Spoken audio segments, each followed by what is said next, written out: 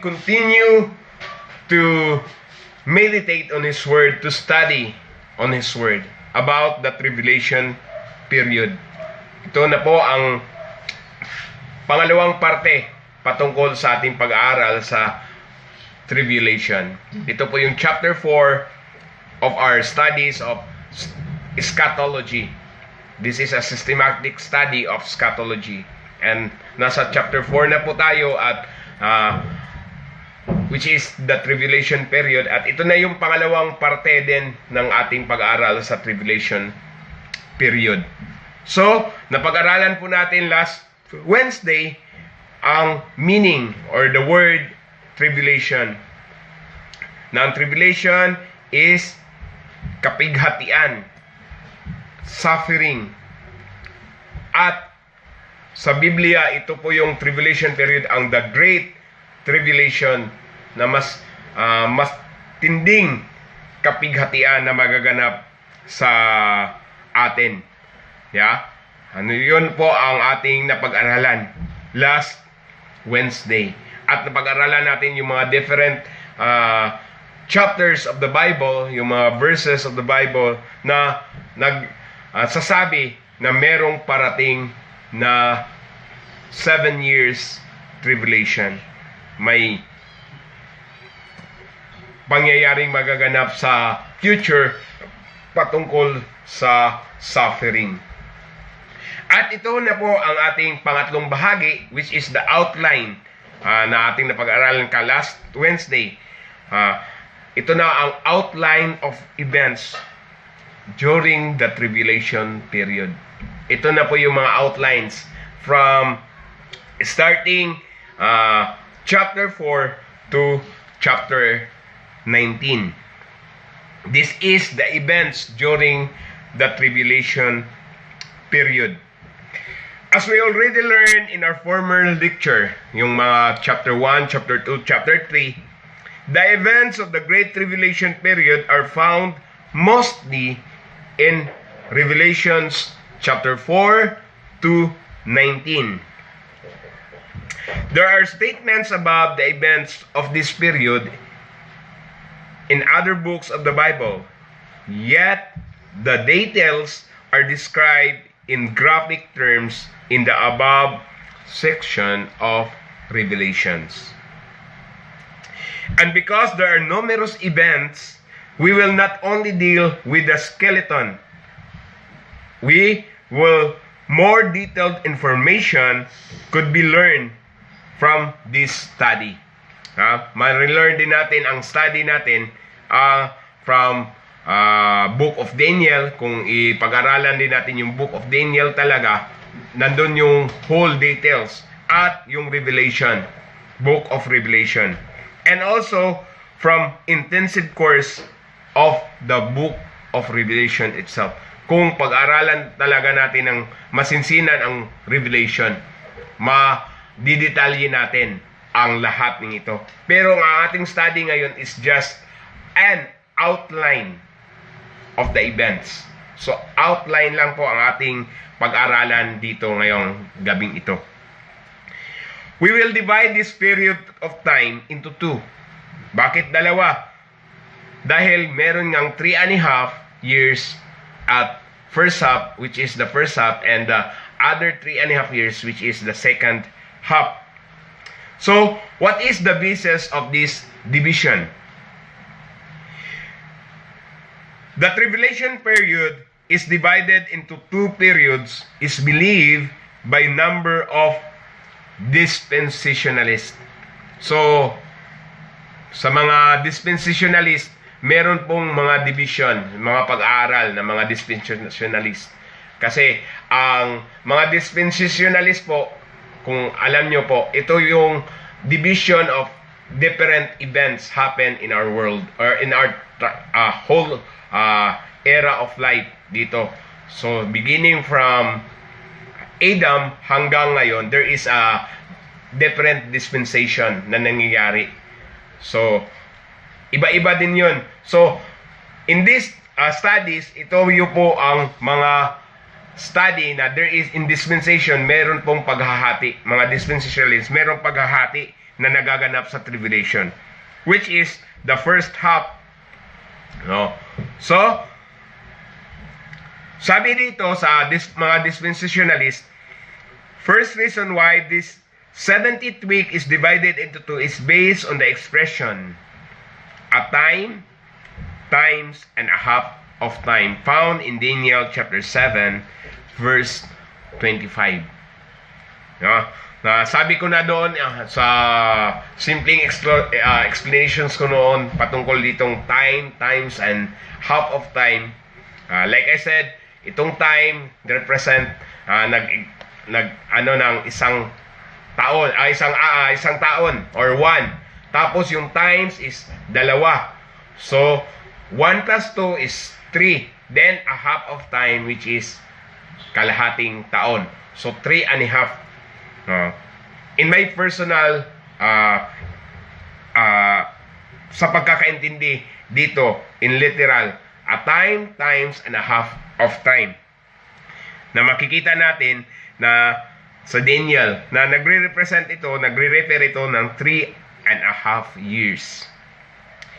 And he shall speak great words against the Most High, and shall wear out of the saints of the Most High, and think to change times and laws, and they shall be given into his hand until a time and a times and the dividing of time. Kaya ito yung nakibabasa natin sa Daniel chapter 7.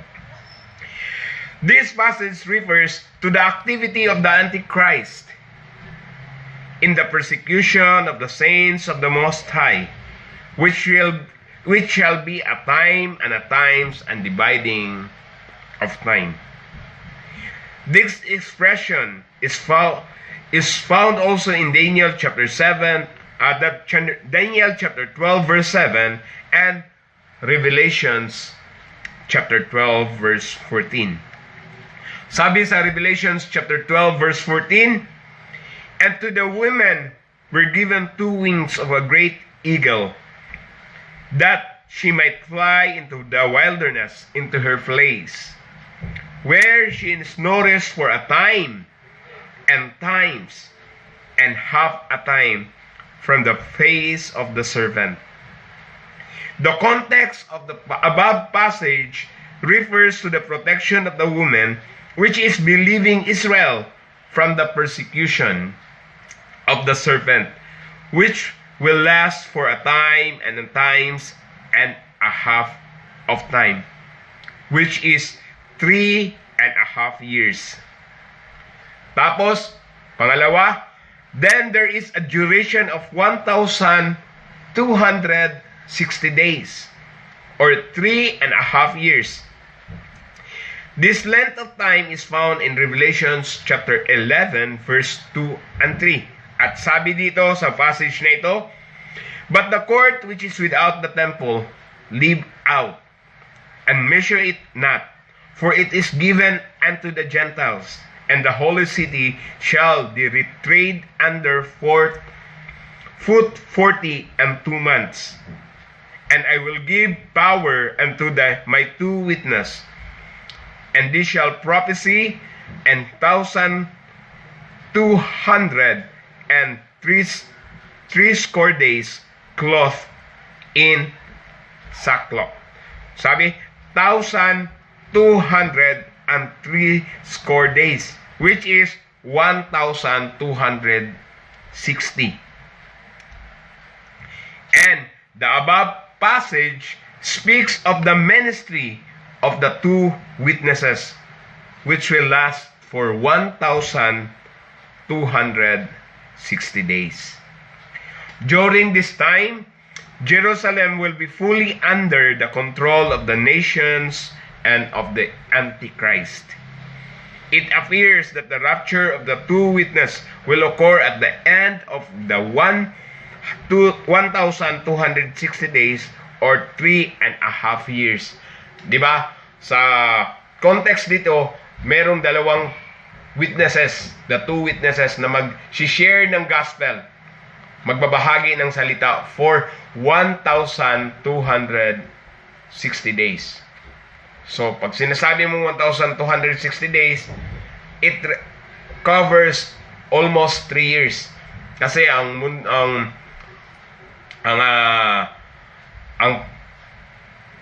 isang taon is 365 days times 3. Yeah? So, almost 3 years and a half.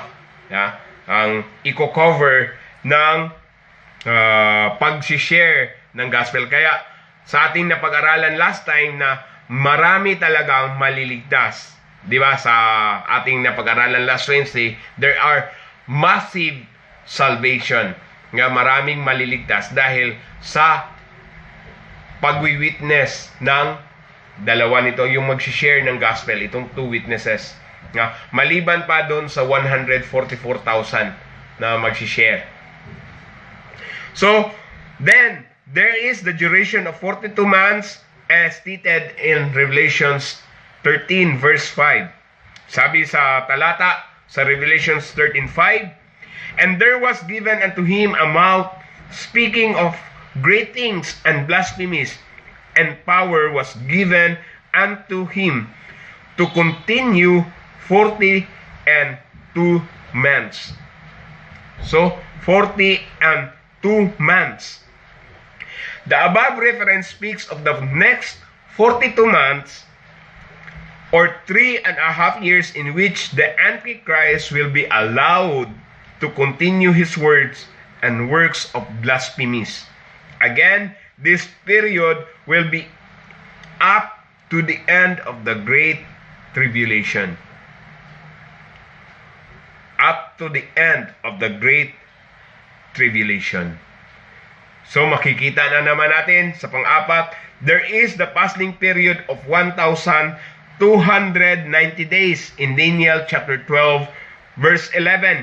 Sabi sa Daniel chapter 12 verse 11, and from the time that the daily sacrifice shall be taken away, and the abomination that maketh desolate set up, there shall be 1,290 days. Sa Daniel chapter, this is the addition of 30 days to the 1,260 days. So, 1,260 days na magbabahagi yung 2 witness, there is additional 30 days. These 30 days cover the period cleansing of the temple after the defeat of the Antichrist at the Battle of Armageddon. Then, there is also the period of 1,335 days found in Daniel chapter 12 verse 12. Sabi sa Daniel chapter 12 verse 12, blessed is he that waiteth and cometh to the 1,305 and 30 days. So, meron na namang additional 45 days sa 1,290 days, or an addition of 75 days to the 1,260 days. Again, this refers to the time when the Holy Land will be cleansed from the debris left from the Battle of Armageddon. Thus, it is clear from the above citations that the 70th week of Daniel, which is 7 years, will be divided into 2. And further, the above citations refer to the second half of the 70th week. And ito yung the first half na ating mababasa. First half, na-details na natin yung ilang days. Ito yung basis of division. Bakit there is a division of 70th week. So, the first half. Yan. The following may be the highlights of the first half of the tribulation period. First, this will commence with the signing of a covenant between the Jewish nation and the head of the Western powers. Western powers. At saan itong nagbe-base ang Western powers? based in Europe. Yeah? Ang Western powers is Europe. Doon nagbe-base talaga. Ha? Nandun lahat sa Europe. Kahit sa pangyayari natin ngayon, di ba? Naka-incline talaga tayo sa economic ng Europa. Yeah? Maliban sa US, there is Europe na lumalaganap. Na? Kaya, ang laki nga ng value ng, di ba, pag European dollar, ang laki ng value. Yeah? So, base ito sa Europe na mababasa natin sa Daniel chapter 9 verse 27. Sabi dito, we read that this prince will confirm with many in Israel a covenant for 1 week. Yeah? A covenant for 1 week. So, sino itong person who shall confirm the covenant? Sino po itong tao na magko-confirm sa covenant?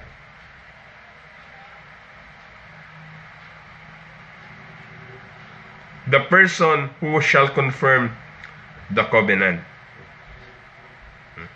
Kung titingnan nyo sa detalye, he shall cause a covenant to prevail. There is no pronoun na mababasa natin dito. He shall cause a covenant to prevail. First, we should understand what is the covenant. Ang covenant po is yung panata natin, yung kasunduan. Kasunduan. But in this passage, there is no article. So, this does not seem specific. Perhaps it is seemingly insignificant covenant among many covenants or treaties made into by Israel. But this person seeks such a treaty to his advantage as a means to fulfill his goals. So he will cause it to become strong or to make it prevail. So how? Galing po ito sa word sa Hebrew which is gabar, which is associated with warfare. Paano niya gaganapin ang kasunduan? Gaganapin niya ang kasunduan para may kasunduan, maghahamon siya ng away. There is warfare. At after warfare, ito yung warfare. Thus, he will enforce a treaty through the use of force and most likely with a threat of war. A threat of war. And who is this person who makes this covenant or treaty to prevail? At ito po yung mga nangyayari sa history. Ang mga persons na based sa mga scholars, ito po yung mga tao na study na sa mga scholars, Bible scholars. First person na ito daw ang taong ito ang magpapalaganap ng warfare. Meron na si Antiochus Epiphanes. Kung kilala niyo sa Antiochus Epiphanes, siya po yung nag-destroy sa bayan ng Israel.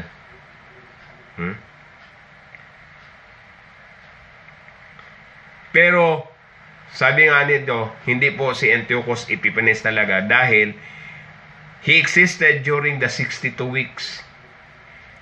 The activities of this person occurs during the last week of the 70 weeks. Kaya hindi si Antiochus Epiphanes. Base lang sa mga pag-aaral, itong mga person to. Pero hindi po si Antiochus Epiphanes.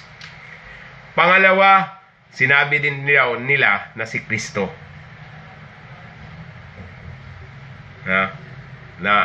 Ang person na mag-ano is si Christ. Pero hindi pa rin si Kristo. Bakit hindi si Kristo?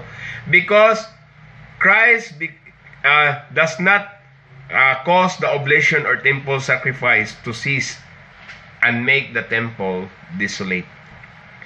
Christ referred to this event as occurring during the tribulation period, and this act destroys the secret practices and heritage of the nation of Israel.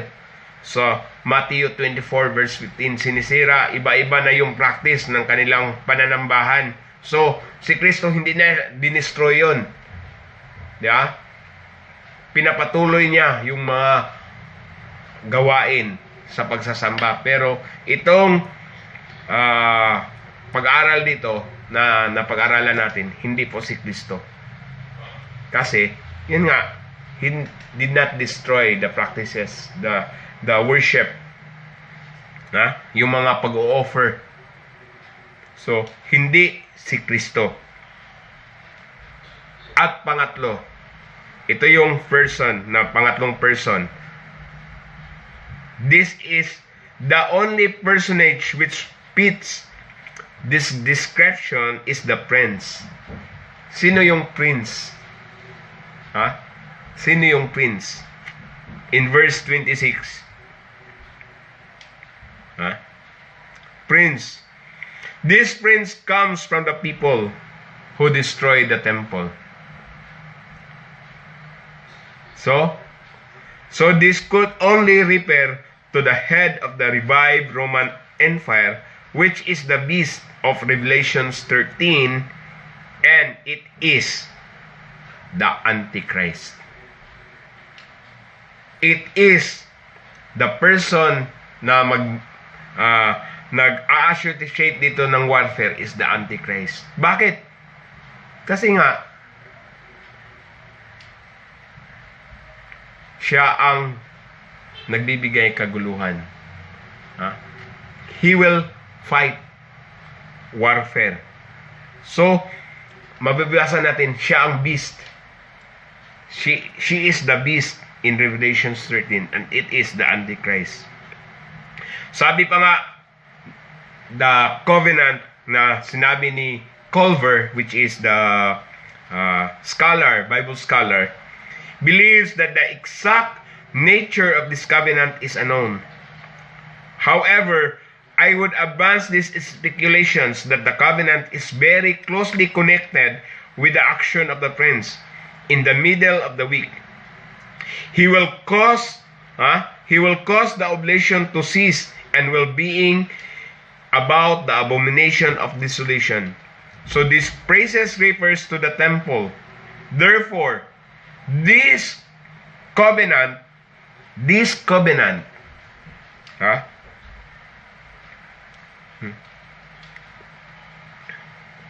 could refer to the temple. So at the beginning of the 70th week, the Antichrist will make a covenant with the nation of Israel to build or allow the building of the temple. Gagawa si Antichrist ng kasunduan. At itong kasunduan na ito from a warfare, at pag nagkakaayos na sila, nagkakasundo na sila, i-revive yung temple. Ano yung temple na i-revive? Ito po yung nasirang temple sa Israel. Wasak po ang templo ng Israel ngayon. At ito yung ginawa ni Solomon na temple. Wala po yung temple ngayon na hindi maano mo, 'di ba? Kaya nga nagpe-pray ang mga Israelites ngayon sa wall lang. Kasi wala yung temple. Sa temple wall lang sila nag-worship. Nagpe-pray ngayon sa temple wall kasi wala nga yung temple mismo. The establishment ng temple mismo wala. So, aayusin yun, yung temple na yun. yung covenant na gagawin ni Antichrist. At, di ba, maano natin, doon siya uupo. He will rebuild the temple. And one of the most cherished dreams of Israel is to the rebuilding of the glorious temple of Solomon. This was somewhat fulfilled during the reign of Cyrus, and the latter of Herod improved to Zerubbabel temple, which was destroyed in 70 AD. Na-destroy uli yung temple. And when the city and temple were destroyed, then Israel lost their national identity. Nung nasira yung temple sa 70 AD, na ano natin doon, si Titus, yata yun. Titus the Great, na sinira, kinonquer yung temple. Then, nawala ang identity ng Israelites. Nawala yung identity nila. Kaya nga, noong 1940 something, 1942 yata yun, 1944, na nabuo muli ang bayan ng Israel, bansang Israel, nung nagpirmahan. Isa ang Pilipinas na pumirma para magiging bansa ang Israel. Pero yun nga, nawala ang kanilang identity. So the building of the temple will restore the national identity of Israel. And that temple could only be built on an unified Jerusalem under the authority of Israel. So, another event during the first half of the tribulation is the opening of the seals in Revelation chapter 6. Merong pagbubukas na mga seals. Ano itong mga seals? The first seal refers to war under the direction of the rider on the white horse. The first seal refers to wars under the direction of the rider on the white horse. Sa Revelation chapter 6 verse 2, which in my point of view, this is not Christ but the Antichrist. Nagpapakita na puti, so holy, pero hindi po ito si Kristo. It refers to Antichrist before he reveals himself as such. Ipapakita mo na siya na ako po si Kristo. Ipakikilala niya yung sarili niya as Christ, pero hindi po si Kristo mismo. Yun yung ating nagliligtas sa atin. Si Antichrist po ito sa Revelation chapter 6 verse 2. Maraming nag-claim, So, unang seal, bubuksan, which is ano siya ng gera, at sakay siya ng white horse. Then, this followed by the anarchy in Revelation 6, 3, and 5. And civil wars, when people kill each other. Because of the civil wars, then there will be famine in verse 5 and 6. And then followed by death in verse 7 and 8. And the believers will also be martyred in verses 8 to 11.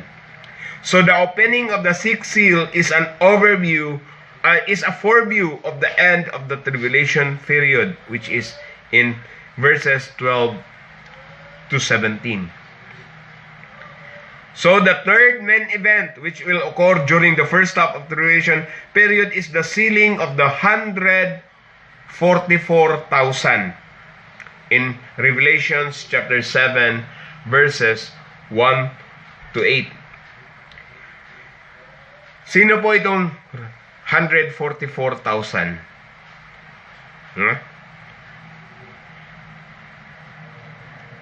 Ito po yung 12 tribes of Israel.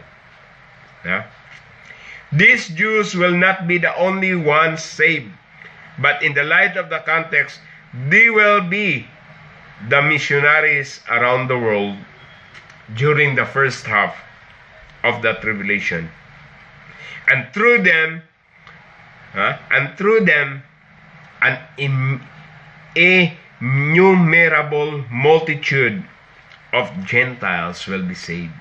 Yeah. Sa kanilang pagmimisyon, sa kanilang pagbabahagi sa buong mundo, maraming hintil na maliligtas. Maraming taong maliligtas sa kanilang ministry.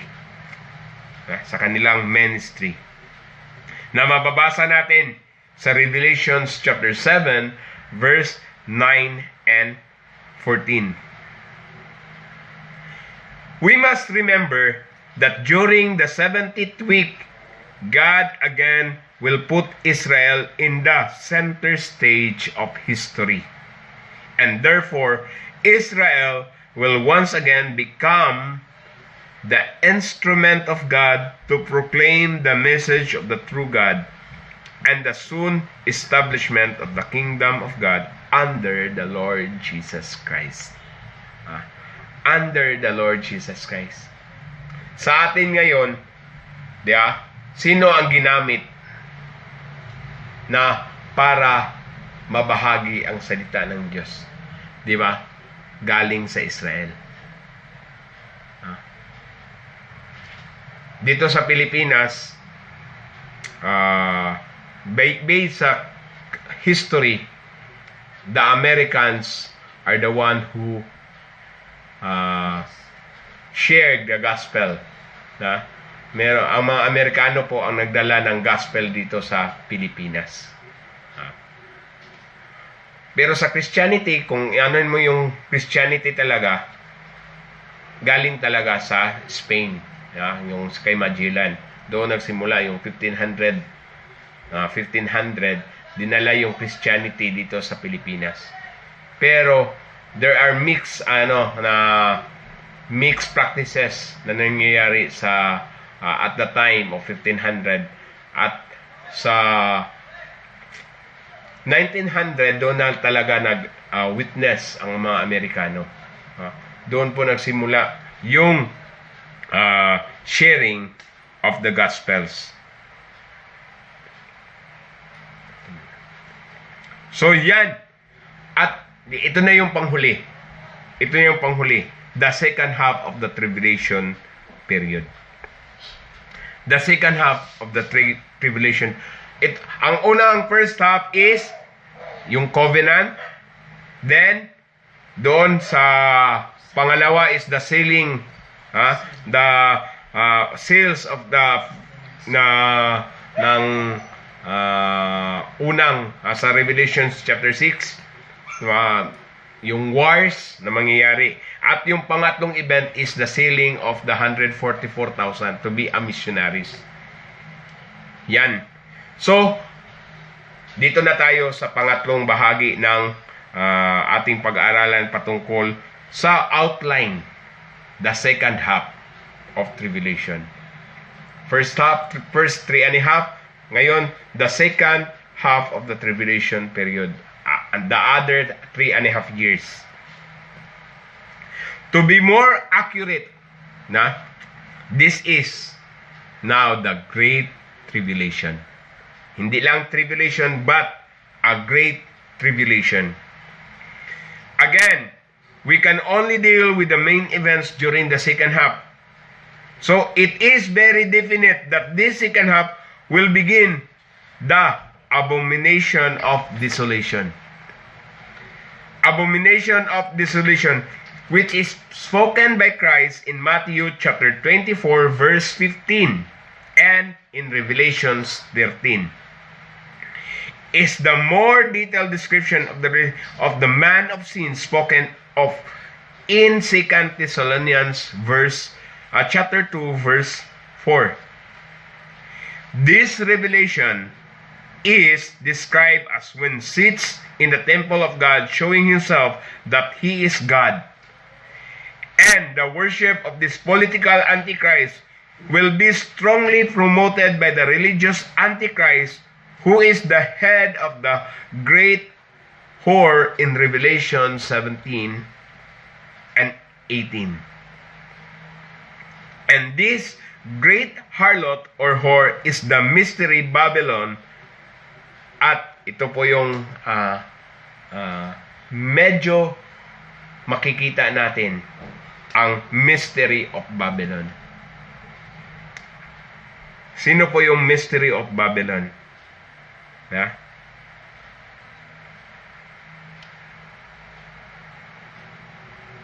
The big church. Yung pinakamalaking iglesia. Sino yung pinakamalaking iglesia? Roman Catholic Church. And all the other religious groups which will come under the umbrella of the economical movement. Yeah? Ito po yung economical movement. Diba? Nagkakasundo yung bawat denominations, bawat churches, Buddhist, Taoism, Roman Catholic Church, the Orthodox Church, economical movement. Kaya meron ng economical movement na nangyayari ngayon sa atin. Kaya, let us study kung ano ba talaga. Let us be warned on this. The Roman Catholic Church and other religious groups which will come under the umbrella of the economical movement. Doon po sundo. Yeah?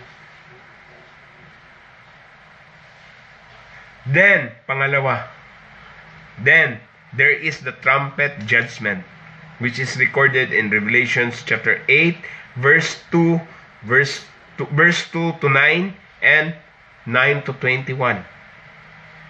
There is a description of the trumpet judgment in first trumpet na bababasa natin.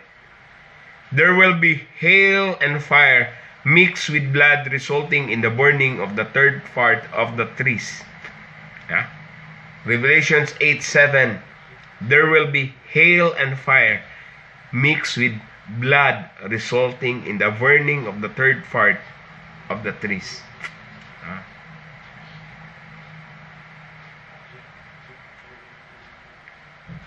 The second trumpet, magbabasa din natin sa Revelation 8 to 9. This is the casting of a mountain of fire cast into the sea when third part of marine life dies and third part of the ships destroyed. Yeah? Mas grabe, mas matindi. Yung nangyari sa Australia noon, burning of fire. Yeah? Yung sa Australia, yung burn na nangyayari. Forest fire. Yeah. Pero, kunti lang yun sa Australia yung nangyari. Sabi dito, third part of the trees. Yeah? Matindi. Iba't ibang dako, mas matindi na grabe ang masusunog. Then, meron sa dagat din. Yeah. Then, the third trumpet. There is a judgment when a star falls. Well, fools will result into the death of many. Babagsak. Babagsak.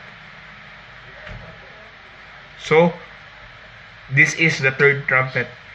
Pang-apat na trumpet in verse 12 of chapter 8. This judgment refers to an eclipse of third part of the sun, the moon, and the stars. Yung eclipse. Di ba magdidilim? Ha? May mga pasiunang nangyayari na ng ganito, di ba? May mga pangyayari na nagaganap. Pasiuna lang po yun. Then, the fifth trumpet. This is the judgment of God upon the unbelieving world when He will release the demons from the bottomless pit. In verse 2, sa Revelations 9, pakakawalan niya yung demonyo. mga demons sa bottomless pit. Their appearance is like locusts, and their sting were like scorpions. They were to hurt those who do not have the seal of the living God, and they will suffer for 5 months. The people will seek death, but they would not die.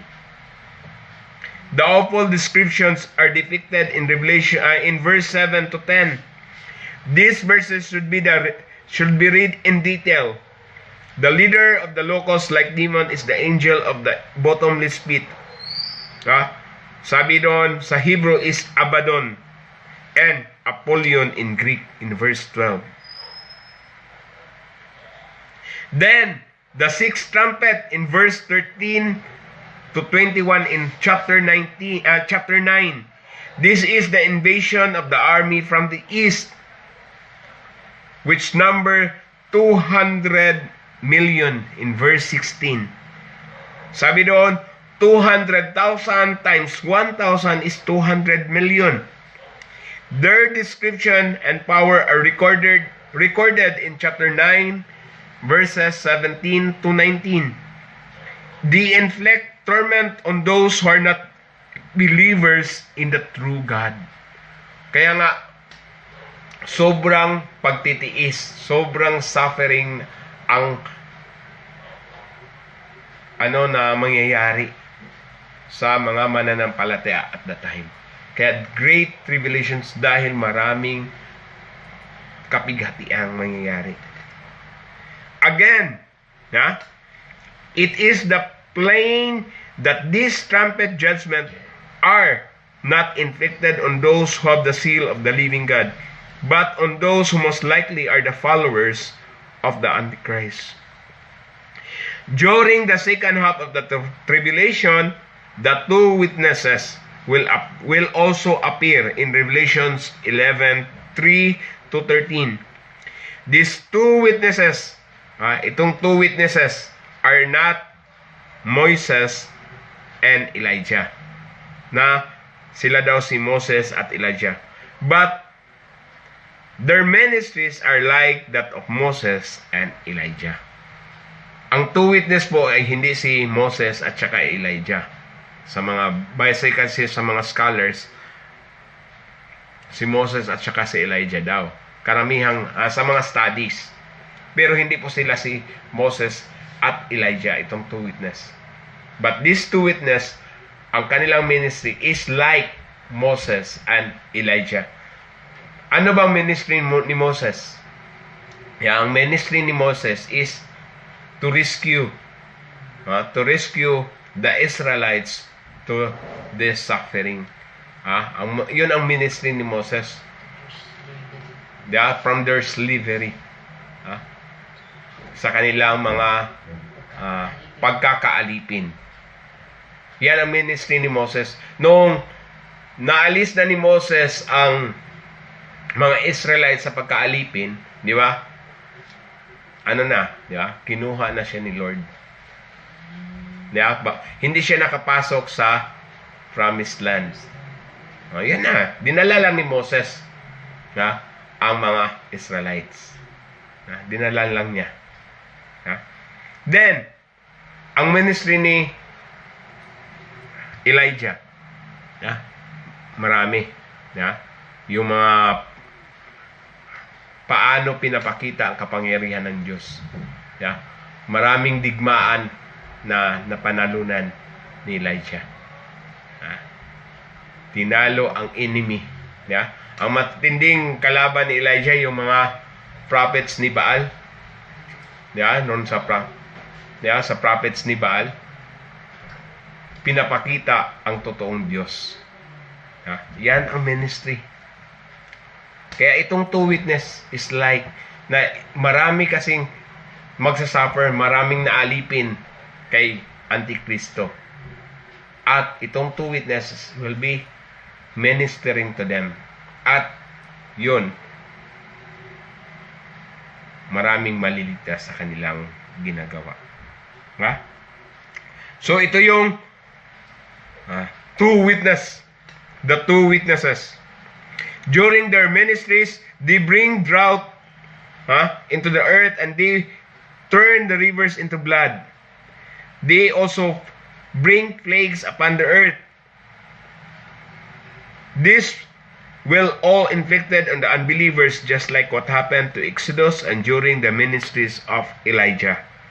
They will be killed at the end of their ministries in verse 7, but they will resurrected after 3 days, and there will be judgment on the kingdom of the Antichrist in verse 13. At ito yung pangpitong trumpet. Pangpitong trumpet, which will bring out into the bowl or vial judgment. Ang pitong trumpet na huling tutunog. Huling tutunog. They are recorded in Revelation chapter 11 verse 15 to 19 and chapter 16 verses 1 to 21. Again, these judgments are inflicted on the followers of the Antichrist. First, ang 7 trumpet ay merong first bowl, second bowl, third bowl, fourth bowl, fifth bowl, sixth bowl, and seventh bowl. Bowl pala. Bowl. Sorry po. Tasa. First bowl. In verse 2 in chapter 16. There are painful sores unto the followers of the beast. Painful sores of the followers of the beast. The second bowl, sea become blood like a dead man, and all the marine life will die. And the third bowl, rivers and fountains become blood. Then, fourth bowl, scorching heat from the sun. Sobrang init. Sobrang init ang magaganap. The fifth bowl, darkness on the kingdom of the beast, and pain and sores will be inflicted on all his followers. And the sixth bowl, the ambition of the kings of the east, as already forecasted in Revelation chapter 9 verse 16. And the last bowl, this is the destruction of mystery Babylon. This is the destruction of mystery Babylon, the great harlot, which is the religious system under the Roman, the RCC, RCC Church, which will promote the worship of the political Antichrist. Hindi ko naman sinasabi dito. Pero, sa kasalukuyan talaga, itong church ng sa Europe, the big church, which is RCC, sila talaga ang boses ngayon.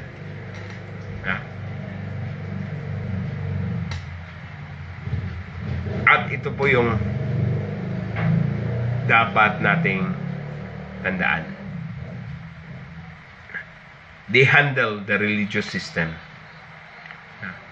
Hawak po nila yung religious system sa buong mundo.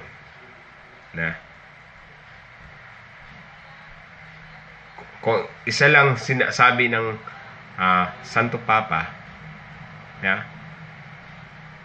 sumusunod ang mundo. Kasi aminin natin, hindi lang naman sila religious sector, but they are political sector din also.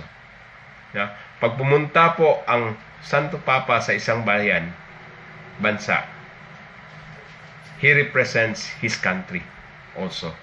Not just the church or religious system, but the country itself. Ang Vatican is a city, as a country, a little country na under sa Rome. Kung tutusin, presidente din po si Santo Papa. presidente din siya sa kanyang bayan. Religious system. At sa seventh bowl, dito wawasakan na. Wawakasan na ng Diyos ang political antichrist. Let us be observed that the trumpet and the bowl judgments occur in the rapid succession. This will be inflicted on the followers of the beast, and this judgment lead towards Armageddon, the battle between the forces of the